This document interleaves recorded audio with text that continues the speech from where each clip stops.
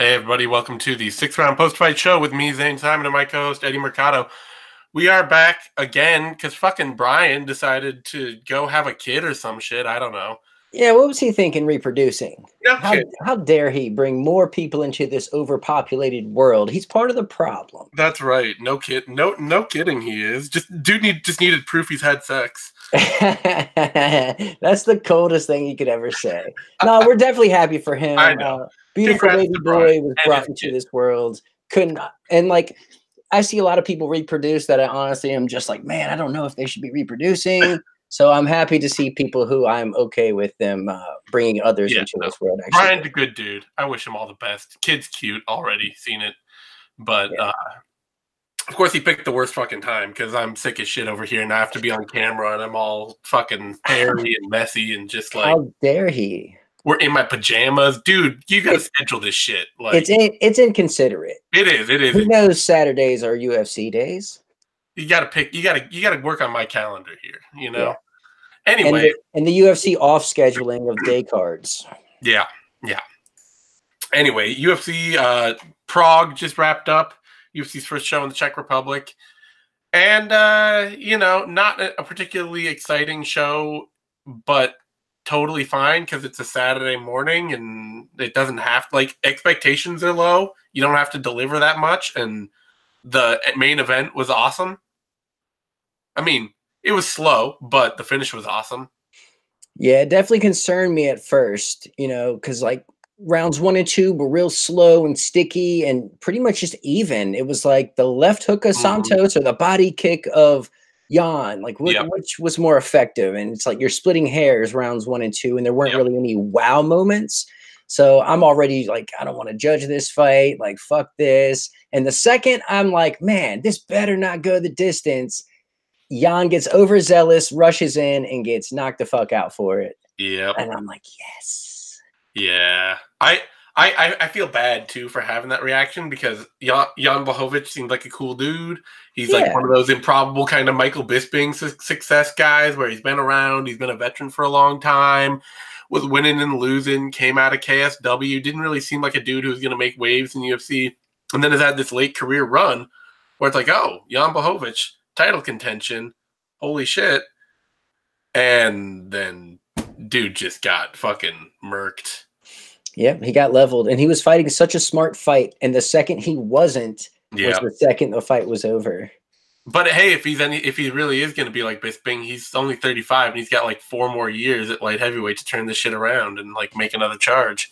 Oh yeah, just start taking a bunch of short notice fights, fight some legends, get your record up. Yeah, find his way into a title shot that way. Totally possible. John Jones gets knocked out by Jan Blachowicz and just casts the entire light heavyweight division into unbelievable chaos. And then retires. Yeah. And everyone's just like, oh, Blachowicz is the GOAT. And he rides off into the sunset being the greatest of all time. I still love Bisping for all that shit. But I love and hate Bisping so much. Yeah. More so than any other fighter ever. Anyway, Santos, dude, is just fucking dangerous. He really is, man, especially at 205. Yeah. 3 up and 3 down, all by finishes. He finds a way to land the strikes he needs to land. Yeah. And he can do it late in the fights. And that's giving people problems because they can come out disciplined, but they're going to break down over time. And those holes get bigger and bigger. And that's the thing with light heavyweight. That's why I've been more and more picking and having more success picking. Like, if you got a light heavyweight fight and you got one dude who's like technical, crafty, a round winner, does all the right shit.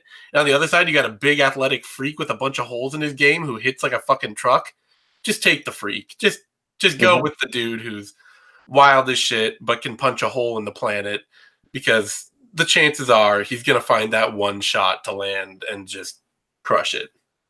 Yeah, as long as they stick to that game plan, for sure. Yeah, I mean that was the OSP thing that got him up into an interim title shot against John Jones. No, but it was a good night for light heavyweight. Actually, it was a lot of movement overall. Yeah, I was glad to see Oleksiejczuk get that win over Jan Villante with a big body punch in round 1. Oleksiejczuk's kind of a fun, weird fighter for that division. Undersized, high volume, gets hit a lot, but throws a lot of combinations and works multiple targets, which for light heavyweight makes him really unusual. Mm-hmm. And you could see right out of the gate, Villante is just like, I don't know what the fuck to do with this guy.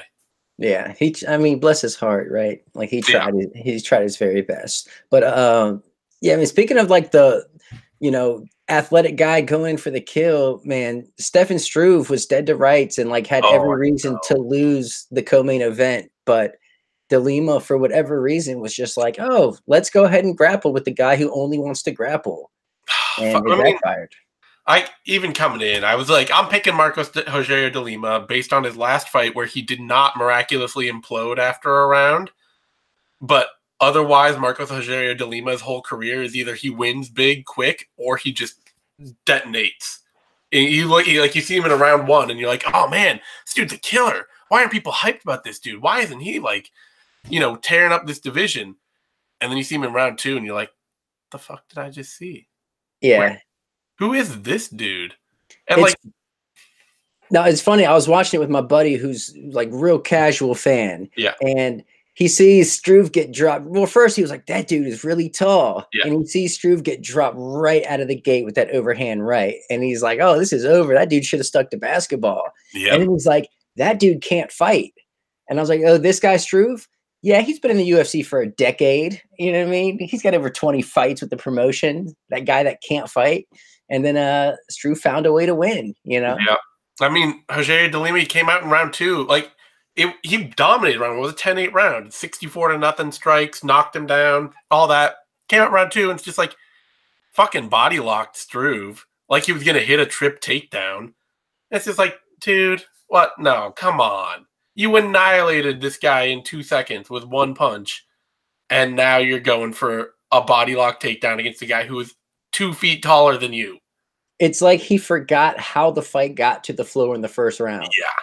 It's like, bro, you bombed on him. That's why he went down. Yeah. Bomb on him again because he's got nothing for that. Like, no defense for the bombing. No. But Struve gets the win and then hopefully retires. I mean, he said it was as strong a non-retirement retirement as you get. Yeah, like he didn't want to fully commit. He wanted to leave that window open, but like he knows his head is like, retired, you're done. But his heart's like, but I can still do this. I'm still beating guys. Like, this is. And as several people pointed out, like there's probably no way he can make more money than this. So he might come back like as quickly. So he might be back in a fight or two. It might also be outside the UFC though. This was his last contract fight with the UFC, his last fight on his contract. So that's also the kind of thing where it could be really easy to imagine Struve coming back in a year or two for like KSW or like Ryzen or something like that, where he's just getting paid a whole bunch of money to be a featured main event against some crappy heavyweight that's close to home, where he doesn't have to travel a lot, doesn't have to deal with USADA, doesn't have to deal with all the other UFC bullshit. Wouldn't be shocked. Yeah, it's kind of best case scenario for Struve. He snaps his losing skid. He can retire on a win. If the UFC wants to re-sign him, they at least have a reason to now. Yep. And if he wants to retire, he can go do that without still having that UFC contract lurking behind the scenes, which, like you said, opens up opportunities overseas or elsewhere, doing other things. I wish all the best to him. And bless his heart. Like, he really wanted to retire, but just couldn't, like, fully commit. And then he was trying to, like, fuck it, and threw his gloves down. He's like, all right. It's Struve, he may never have fought long the way everybody wanted him to, but he was a shitload of fun for his UFC career. Just and he was so gully. Like, he was so about it. Like, he was so down to fight and trade with you, even if he was severely outclassed. Yep. And just always a fun action fighter in a division where a lot of fights end up stalled out really quickly. So all my love to Struve. I hope this works out. I hope retirement treats him well. I hope he does something else. I hope he's like an accountant secretly and can like turn around and just be like, yeah, I'm making a shitload of money doing this now. Or he's like Batman or something. You know what I mean? I don't think anybody would mistake that fucking dude. You can't put a mask on that. But like the European version. Yeah. He's much taller. I mean, he's more of a stretched out war boy if he's going to be any fictional character. or like his own thing. He'd be like ostrich man. Like Yeah, he doesn't fly or glide, but he can just like take really big strides when he tries to run. disembowel you with the spikes on his heels. Yeah. Eat a clock. All right, whatever. Oleksiejczuk, Villante, we already talked about that. Happy to see some new blood get a big win at light heavyweight. Honestly, Villante's a dude who's just been around, been win-loss forever. So seeing somebody get a win, a prospect get a win over him, like the last one that did is Ilir Latifi, OSP back in their co-debut in Strikeforce. But like he hasn't fought young fighters. So it was a great win. And he's been out for a while with that drug test failure suspension. So good to see him return in a really thin division. It's good news. Really good news. Women's flyweight bout before that, Liz Carmouche beat Lucie Pudilová. And I'm not calling it a robbery because it was like 30 strikes landed to 15. But I hate seeing fights scored that way. Like, that is the modern definition of a lay and pray win in MMA. It is. And it sucks because Pudilová threw so many strikes, but like she missed a ton of them also. Oh, yeah. So, I mean, I'm not really surprised at the decision. It's definitely not a robbery. I mean, she just got out grappled for the most part. And when she was able to reverse those situations, she was stuck fending off submissions a lot of the time. So, you know, Carmouche was closer to finishing the fight more so than Pudilová. Submission attempts, some of them were pretty close. She had a heel hook and she had the armbar attempts. An armbar attempt, neither of which were that close. But closer than Pudilová ever came to finish. Closer than Pudilová ever came. Granted that, but Pudilová also did more damage, doubled up with her on sig strikes landed, all that stuff. I like to see submission attempts credited. I really do. So I'm not, like I said, it's not a robbery. I just seeing Liz Carmouche get like credit for round one, where all she did was hold Pudilová down and get cut. Yeah, like that to me, like you took all the damage, you did none of the damage. You shouldn't get that round. But I feel bad for Carmouche getting booed as hard as she did. I mean, she fought her ass off, and just the crowd let her have it. Yeah. I mean, you know, they're pro fighters. They're putting themselves out there. They're athletes, but it's a performance sport. And honestly, this is probably as bad as I've ever seen her look in a win. Like, I don't know that I've ever seen her look this tentative and this uninterested in creating offense in a fight that she won. I feel like she's like becoming more and more that type of fighter. Yeah, it could be. She's also been around forever. She has. Wasn't she in the very first UFC women's fight ever? Yeah, she was the first woman to step in the cage for the UFC. She's been around for 9-10 years now, so you know she's a vet. But Pudilova's just not that good, and Carmouche didn't look like she was all that interested in having a fight with her. Yeah, I mean, it was so much just crazy volume coming her way. She was like, all right, this girl's spazzing out. Let me just go ahead and grab her and muscle her down and keep her there as best I can, because there's just too much crazy shit flying my way. I guess. All right. Anyway, like I said, not an important enough fight to care about. So, on a higher note, though. On a higher note, Petr Yan beat Jan Dodson. And man, Jan just pantsed him. Like, I don't know I've ever seen Jan Dodson get that thoroughly beat.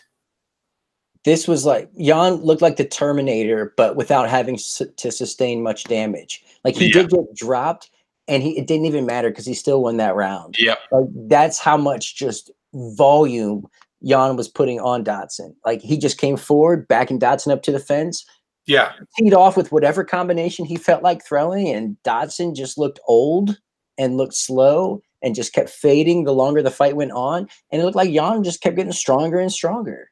Yeah. And man, I had the pleasure of watching Jan train out at Tiger Muay Thai when I was out there in December. And the dude is such an animal. Like, he's such an animal. I'm not surprised at all that he's going out and he's competing He's not getting hurt. He's right back out there. He just fought in December, at the end of December, and he's already taking another fight against John Dodson. Like, what a way to like expedite your career and move right to the top 10. Like, that's smart. It's so smart. And he's so tough and durable that, you know, you even when you drop him, like the motherfucker's getting right back up and coming right back at you like it didn't even happen. Yeah. No, I mean, you know me. I am the king of people who will score damage over everything else in a round. Even I scored the round that Jan got dropped for Petr Yan.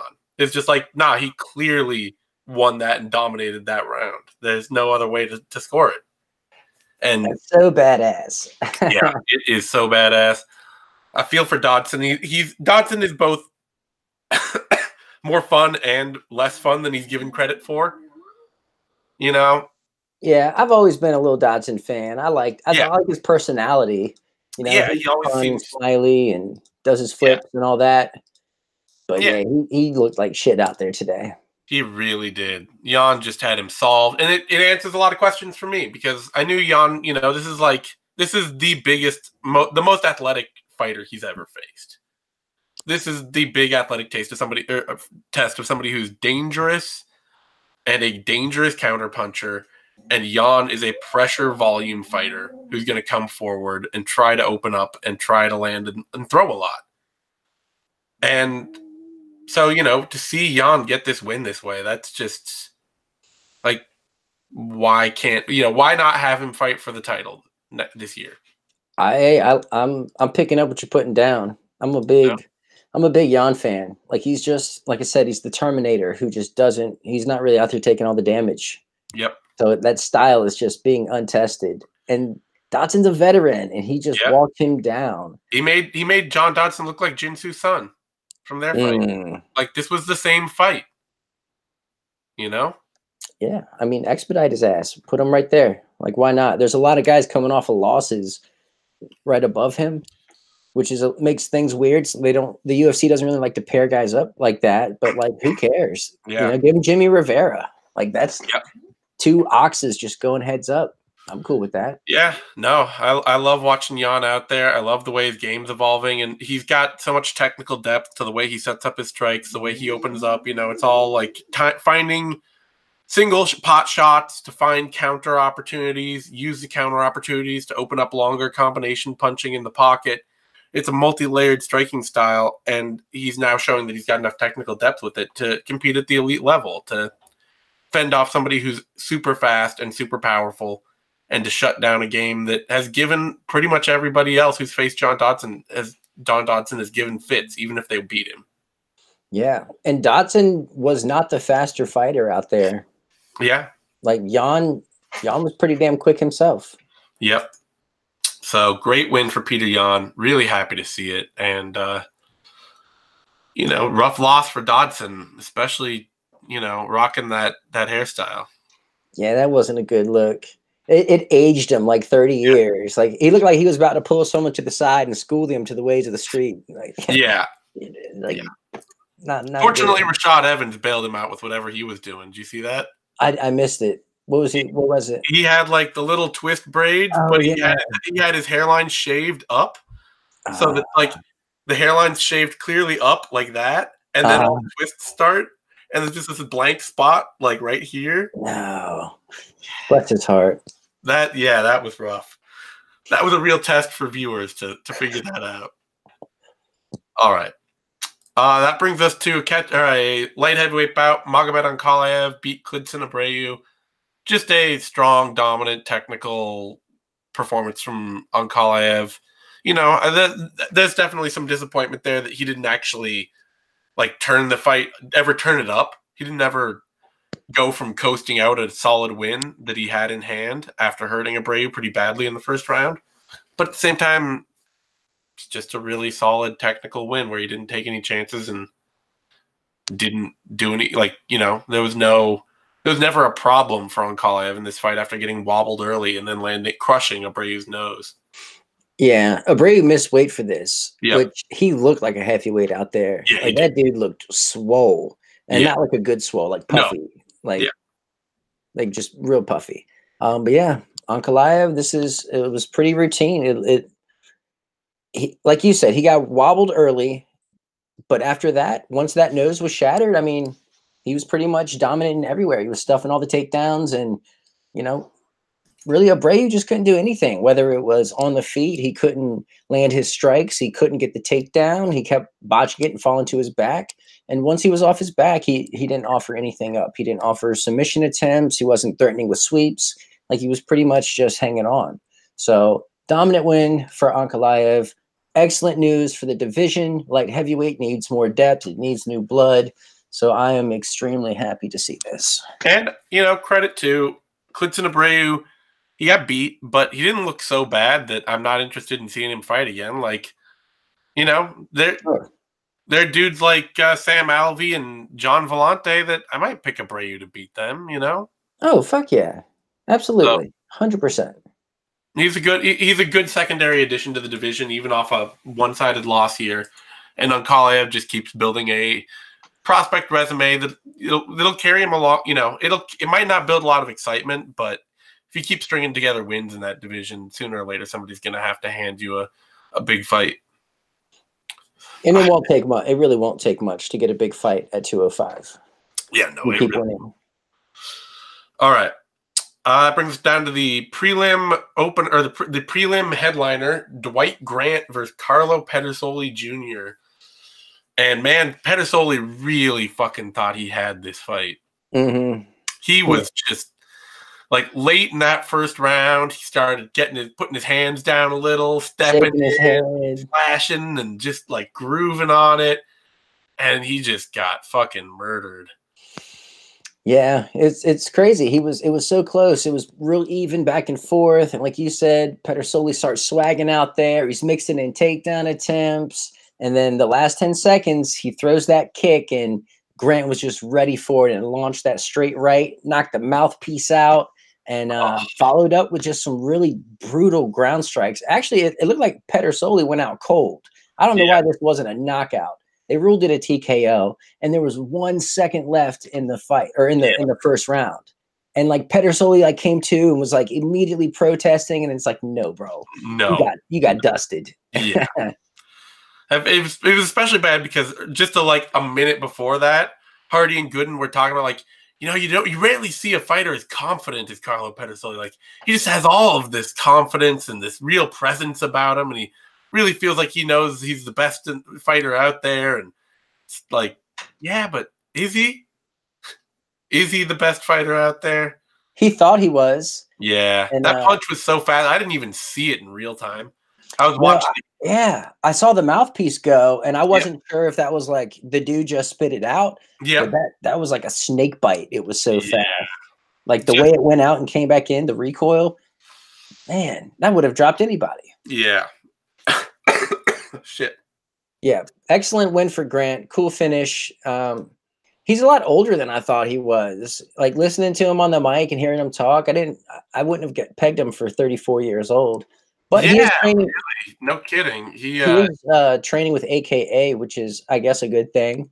And a lot of people think he won his last fight against Zach Otto. So. Oh yeah, he outstruck Otto 2-1 in an only striking contest. That was just a complete robbery. So there's this is good news also. Yeah. He looks like a fun fighter. He looks like he's also got holes, so he's beatable. So that could make for some real back and forth kind of wars going forward. So with his age, he's probably going to be resigned to being a mid-card action fighter at light heavyweight, but a fun one. Like, a dude who can finish people like that is always going to be fun.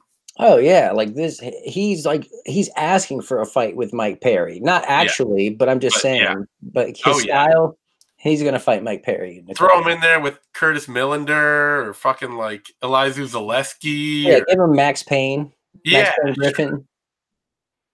Why not? A lot of fun fights. So fun showing for Grant and Pedersoli. I feel bad, but you're gonna have to add. He's got to add a lot more variety, a lot more technique to his game if he's gonna. It's kind of got that does a little bit of everything, but nothing so well that he's not beatable there. And in this fight, every fight I've seen him win has been a fight where he's had to be able to wrestle. And when he can't get his wrestling going, he's just forced into prolonged striking exchanges, and his striking is just not that deep. Yeah, he tried that here. He tried multiple times to get the fight to the ground, but Grant just wasn't having it. He refused to go down, and man, that kick really did him in though. Petr Solely, like I believe it was naked. Like he just threw it. Like I'm gonna throw this head kick, and it was just the worst time ever to throw it. Yeah, it's the way the cookie crumbles. Indeed. All right. Before that, Chris Fishgold beat Daniel Tamer. I was actually out walking my dog for this fight, but strong win for Fishgold. Yeah, and why is his nickname not Goldfish? Who's dropping the ball on this one? Where are his training partners? Like his family, friends? Like who's letting this guy down? They need to answer for this. Because true. Fishy is just not nearly creative enough. No, that's lame and not like a good connotation. Goldfish is cool. It's Chris the Goldfish Fishgold. That's awesome. Yeah. Chris Fishy Fishgold. That sucks. But great performance from him. I mean, I didn't know he had it in him, to be quite honest. Yeah. You know, like not only was he owning the ground exchanges, but like he let his hands go in a brief moment out there and actually like hurt Tamer with some heavy punches. Yeah. So that was good to see. Yeah, he's a fun bullying fighter and got a good strong win to keep him back to, bounce back from that Calvin Kattar loss. Honestly, putting dudes in there with Kattar is kind of a crime for debut fighters. Yeah. And severely underrated is Kattar. Yes. Thank you, Mike. For that women's flyweight bout, Jillian Robertson beat Veronica Macedo.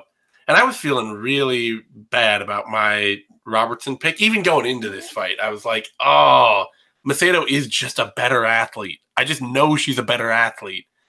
And Robertson looked so wooden and standing in this fight and just I had a complete loss in striking exchanges. She landed like 4 punches throughout the first round or something and just was getting reversed all the time. But Macedo just keeps she keeps making bad decisions every fight, all fight. It's just a constant string of, should you really be doing that right now? You don't have to. I mean, some of it's like recency bias because you got to look early in the fight. She used the fence to explode out of being fully mounted and it worked. Yep. So, like, I like the cage awareness there. Like, you did what you had to do to get out of that position. But she tried the same thing later on. However, she was actually scooted further away from the cage, so she didn't get as much leverage off of it. And it just she exposed her back and she got choked the fuck out. Like, the rear naked choke was locked up before the back was even fully taken. Yeah. And you just saw it on her face. She was like, oh, shit, I'm in a rear naked choke. And she was dead to rights and couldn't do much about it at that point. Well, Robertson even said it herself after the fight that she's a submission over position fighter and she goes for submissions before she has the position so that people won't know that they have it, that it's locked in before, by the time it is there, it's already too late. And yeah, I mean, it's a double-edged sword. Of course, yeah. It can work for you or against you. But credit to Robertson, she did what she had to do to get the win, even though, she got reversed a bunch and ate a bunch of strikes and, burned out trying to get the takedown and ate some Travis Brown elbows. But, she hung out. She hung in. She did what she had to do. She got the finish. I feel bad for Macedo, man. This is 3 straight losses for her, and she's so much fun. But, you just cannot come up with the win. She just can't do it. Yeah, it's a weird thing that, not every fighter who comes off of a relatively small regional circuit is immediately out of their depth or overmatched. But some fighters, they really feel like products of that limited training environment. And Macedo, she just really seems like a fighter who has only fought people that she could utterly dominate everywhere and never had to worry about being in a bad position or being in good enough shape to fight or having to really get pushed anywhere. So she just comes in and she makes all these mistakes that are just you're burning cardio. You're not taking the threats of your opponent seriously. You're putting yourself in spots that you have to fight really hard to get out of, and you do it all over and over again. So, it is what it is. Yep. What can you do? Yep. She's fun, though. She is fun to watch. She is. Oh, yeah. She's a great athlete, and she's got a deep technical game coming out of that Taekwondo style. It's not a translating technical game. Yeah, it's competitive, but it's not Yeah. winning fights. All right. That brings us to a lightweight bout. Damir Hadzovic, Polo Reyes. Damir, he sold out, man. He had to. He's like, I like these. I like the win bonus. Let me go ahead and secure that. Yeah. So I'm not mad at him for No, I'm not either. I'm just kidding. It wasn't until the end of the first round that he started shooting and switching to his grappling. So he held up a little bit of the gentleman's agreement to keep it standing. I will give him that. Yeah. But come round 2, he's like, fuck this stand-up shit. Like, it's too competitive there. I feel like I have the edge in the ground game. Let me put you on your back and pound you out. And that's what happened. Yeah. You know? The Bosnian bomber did his thing. Yeah. Just Polo Reyes super fun, but not that deep a technical game everywhere. Not a deep striker from outside. He tends to kind of short arm a lot of his strikes, so he's only, Hadzovic was able to have a lot of success early, just out at range with the jab, and then not a great wrestler or grappler, so you're really limiting to, I'm going to brawl in the pocket with you and be really good there, and you have to do that, or, It's actually back-to-back wins for Hadzovic. Yeah. So he's gaining a little steam. Look out now. The lightweight division is on notice. Yeah, he's actually finally put together some consistent range tools and diversified. He settled down as a fighter. He used to be like if Thiago Santos didn't have the killer power, Hadzovic had that kind of game where it's like, here's a big flurry of me going forward, and if you start going forward on me, I'm just going to back up and like swing wild, get crazy. But he settled down and like really worked in some better tools, some more consistency, and Santos has done the same thing. So yeah, this is a crazy smart fight for Hadzovic, which is great to see. So I'm happy for him. Welterweight bout before that, Ismail Nardiev defeated Michal Prazeres. Wow. Who saw that coming? Who picked that? Anybody? No. Prazeres was the biggest favorite on the card. And everybody thought, well, shit, yeah, of course. Yeah, it was weird that this even got matched up, to be quite honest. Yep. But wow. Nardiev made the most of it. Dude, right out of the gate, too. I mean, he was fighting off the early takedowns, wobbled Prazeres on the feet. Yep. And when he did get taken down, he reversed the position and landed strikes of his own. Just refused to be on the bottom, Pace slowed up a little bit in round 2, but, the dude can stop the fucking takedown and come up with reversals when he needs to. And getting past Prazeres in your debut and actually looking good doing it is like the hardest thing ever. So I'm still like mind blown. This might have been the breakout performance of the entire card right here. So huge future. Yeah. It's always cool to me to see a fighter like Nardiev who, like, I saw his fights regionally and I was like, this dude's super confident in his striking style. But how does that hold up when he takes that next step, when he's not fighting dudes regionally, when he's not just like way more technical, way better an athlete than his opponents? Does that confidence translate? Because you get guys like Joel Alvarez, he looks like a confident striker in fighting regionally. Put him in there with Damir Ismagulov on the opening prelims, and he just got absolutely eaten alive. Yeah, extremely gun shy. Yeah, so that was the expectation, is Nardiev, like, that confidence would not translate properly, especially against a really good winning opponent with a lot of experience in the UFC, your first time debut. And it did. Like, Nardiev just came out and he looked like a dude who was absolutely did not believe that Prazeres could hang with him. And he had to dig deep. Like, they were both gassed by the second round. And at that point, it was like, well, who wants it more? And Prazeres, he started fading. Fading and fading. And man, I'm shocked. I'm absolutely shocked. Yep. No, it's great to see a young fighter show up like that. It sucks for Prazeres that his, the reward for winning 8 straight fights in the UFC is to get knocked off by some newcomer. But yeah, that's a tough pill to swallow. Yeah. But I honestly don't feel bad because Prazeres has put us through a lot of slogs. Yeah, well, I've always had a soft spot for the dude, but I get it.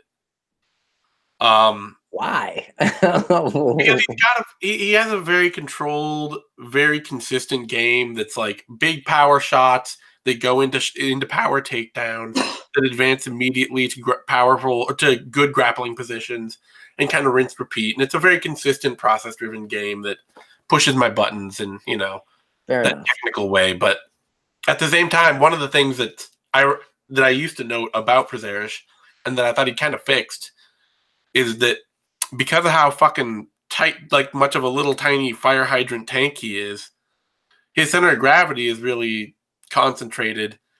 And so he'd advance to mount a lot and at lightweight and get swept all the time because he can't really like spread out. He can't transfer that weight anymore. It's just like all right here. You roll, he rolls. And that was definitely a big thing that happened in this fight, is that he would get to a grappling position, a dominant one, and the moment he did, Nardiev would just like, sweet. Yeah, and that's also giving up size at welterweight. Yeah. So it's not a good look when you're predominantly a grappler and you come out to, trying to grapple people, and it's just they're too freaking big and strong and athletic, and you're kind of left up shit's creek gassing yourself out. Yep. So tough loss for Prazeres. Great win for Nardiev, though. Really excited to see him. And, as a lot of people pointed out when I was doing the Twitter coverage, now I'm more excited about the Austrian Wonder Boy than the American Wonder Boy. Ooh, fair play. But the Wonder Boy's in a fun fight coming up. I know. Yeah, he's got that Anthony Pettis fight that I'm actually looking forward to. So, but Nardiev, he got people excited, Yeah, and like I said, I'm still shocked. I'm legit. This was the most shocking thing of the entire card, as far as I'm concerned. Nobody called it. Nobody had an idea. If you did call it, then you're boring and we hate you, because half the fun of missing something like this is then being like, oh my God, I can't believe that. That was amazing. That's remarkable. For Nardiev to win this fight. I can't wait to see him again. Yeah. For Nardiev to win this fight is a remarkable achievement. It should be treated that way. That's a huge step up. That brings us to a catchweight bout. Carlos Diego Ferreira beat Rustam Khabilov. And this one, I'm proud I called this one. Was this a catchweight? What weight was this? 157, lightweight bout, but Ferreira missed weight. Gotcha. I called this one down the line, though, so I'm super proud of it. Way to go, Zane. I know. Ferreira did me proud. And Khabilov, kind of sucks because he's another fighter like Prazeres, who's like Vicente Luque, like a lot of these other mid-card action or mid-card fighters at welterweight and lightweight in the UFC, strung a ton of wins together and just not seeing anything for it at all. He is buried in an opening prelim against Carlos Diego Ferreira. And Ferreira had the performance of his career out there. I don't think he could have fought any better than what he did. No. And he had to, Yep. He was landing volume behind his strikes. And it's funny because the commentators are talking shit about his stance the whole time. He's like, oh, he's dragging the back foot. Yep. Yeah, but he's landing. So it is effective. And he was keeping enough space by doing that Khabilov couldn't easily just duck in for counter takedowns. Yeah. And when he did duck in, and he would either get shucked off or he would get the takedown, but Ferreira would just spring right back up to his feet, stellar get up ability. And I love seeing that. And it's Khabilov just couldn't get the fight where he wanted it, and Ferreira refused to let up in the third round. He kept after it and kept that pressure up, and didn't even give Khabilov a chance to get back into the fight or come up with a Hail Mary. So Khabilov's a guy he's really used to having opponents super worried that he's going to take him down. You watch a lot of his fights, he's a very slow-paced, even range striker who depends on he doesn't get a lot of traffic coming back at him because everybody knows if I step forward on this dude, he's going to take me down. I don't want that. I'll stay away, give him the space he needs to be creative, wind up on big kicks and big punches. And Ferreira just was like, fuck, take me down if you want. I'm a third-degree black belt. What do I care? Yeah, exactly. And that's a luxury. That's a real luxury to have against someone who's so good at the takedown and clinching with you and keeping you there. So good for Ferreira, who can now buy a house. Yeah, no kidding. Living that mainstream NFL level athlete dream. Mm-hmm. Because the pay's about the same, right? Yeah, pay's about the same.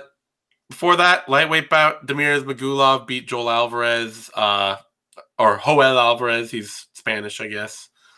And I wasn't sure what the UFC was doing, pulling a dude out of the Spanish regional MMA scene before this fight, and after it really still doesn't make any sense.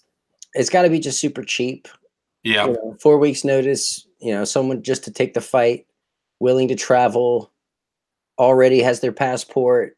Has a pretty record because he's fighting in clubs in Spain against Spanish MMA fighters.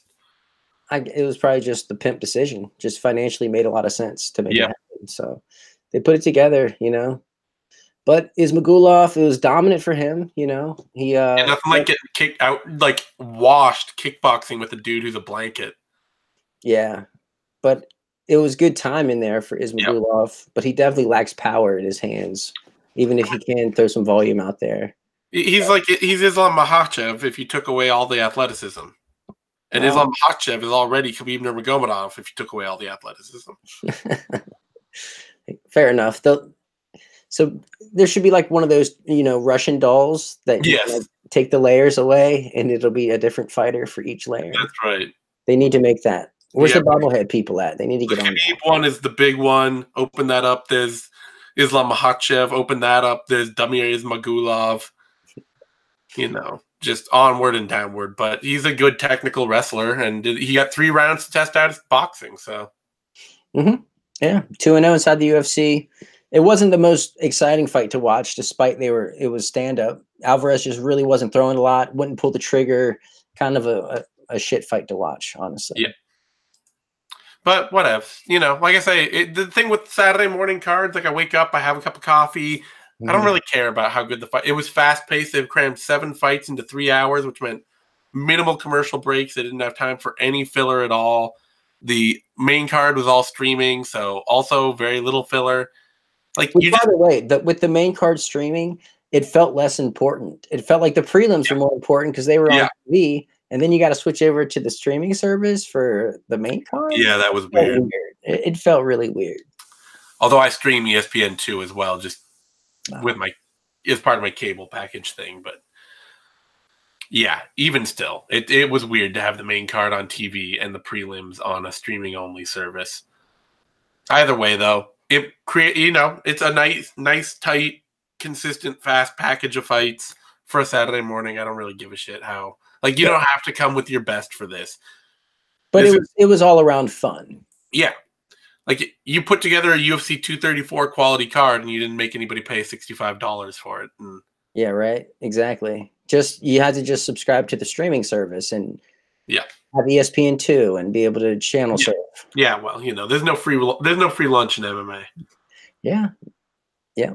This is very true. All right. Card, some cool takeaways. Good movement at light heavyweight. Peter Yan looked great. Moving up at bantamweight. Santos is a title contender. Struve retired. Flying Brian J had his baby boy.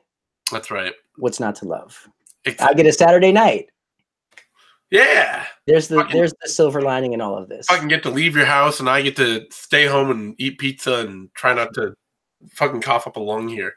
Yeah, I hope you get better, man. That sucks. Yeah, I hope I do too. I don't want to die from this shit. Yeah, that'd be the worst. Man. Well, just so everyone at home knows, Zane actually has Ebola. So a lesser man would already be dead. But that's he's right. So strong that he is fighting it off and still doing this show. I'm fucking rocking this shit. Ebola never had a chance. We appreciate it. All right. On that note, you can find me on Twitter at Zane Simon. You can find Eddie on Twitter at Eddie Mercado. You can find both of us over at bloodyelbow.com day in, day out. We'll be back next week for the 6th round of UFC 235, which is a great fucking card. Can't wait for that one. A banger. Yeah, a banger.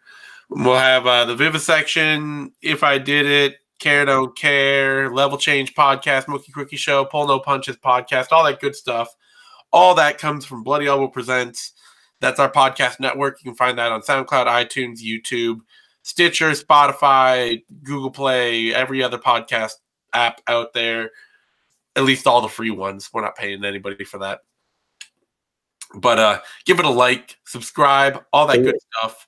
Do it. And thanks everyone for tuning in, and we'll see you next time. Adios.